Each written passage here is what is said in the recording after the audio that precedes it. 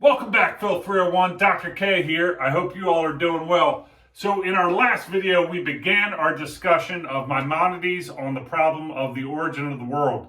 And we began with an overview. We talked generally about what the problem was, what the different answers or positions were in response to the problem, and the variety of different arguments for and against each position. In this video, we're going to look more deeply into what the positions are within the debate. So remember, the problem of the origin of the world is comprised of two basic questions. Did the world have a beginning?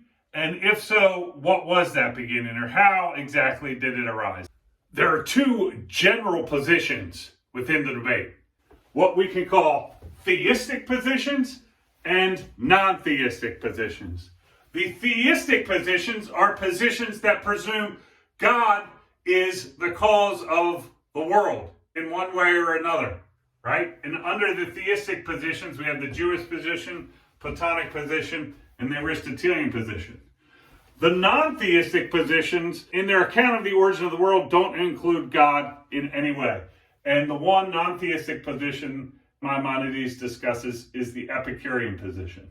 So now let's have a look in more detail at each of these positions, and we're going to start with the theistic positions. The first position we're going to discuss is the Jewish position. According to the Jewish position, A, the world including time had a beginning, and B, God created it out of nothing. So, did the world have a beginning? Yes, it had a beginning. How did it come to be? God created it out of nothing. I drew a little graph here to represent the position. So on the one hand, we have God and nothing else. And we have God creating the world out of nothing. It's the Jewish position that Maimonides endorses.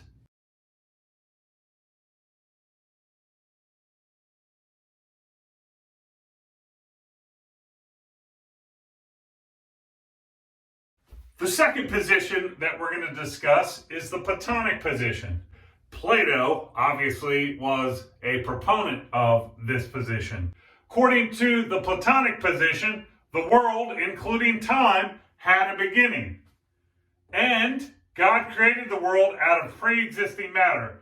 That's to say, out of matter that is beginningless, or that is co-eternal with God. So, on the Platonic position, we have God and pre-existing matter. God did not create this pre-existing matter.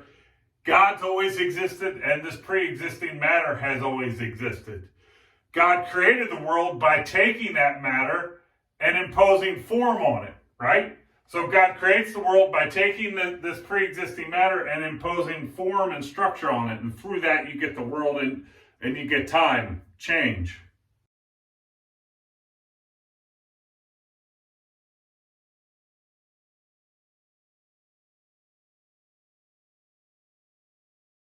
The next position that Maimonides discusses is what we can call the Aristotelian position. Aristotle, obviously, was the proponent of this position.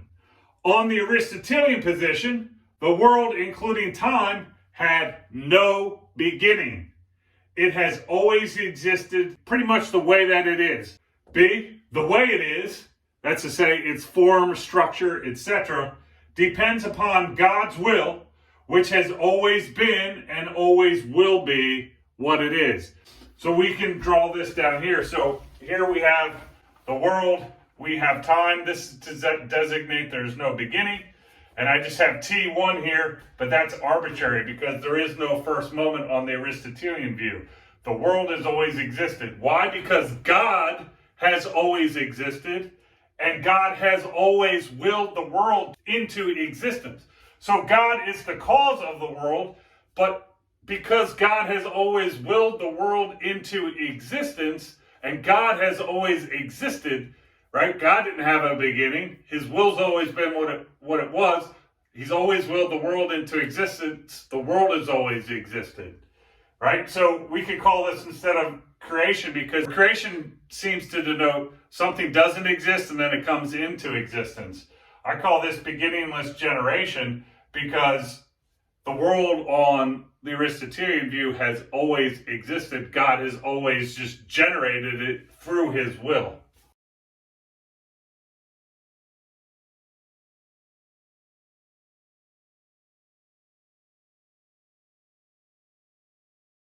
Now let's turn to the last position that Maimonides discusses, which is also the only non-theistic position, namely the Epicurean position. So on the Epicurean position, the world had a beginning, and it comes into being by the accidental aggregation of pre-existing bits of matter or atoms. So Epicurus obviously is the proponent of this position, and he's famous for being an early proponent of atomism, or the view that the world is made up of tiny individual particles which arrange in different structures to form larger and larger objects. So on this view, there are beginningless atoms. So the atoms, like the Platonic pre-existing matter, don't come into existence. They've always existed. And then there's random motions of those atoms. And over time, from those atoms moving in random ways and getting stuck together and being lost in certain respects, you get the formation of a world. Right? So on the Epicurean position, God is not part at all of the account of the origin of the world. There's just beginningless, uncreated atoms and random motions, and through the atoms crashing into each other and parts breaking off and coalescing, you get eventually the coming into being of the world.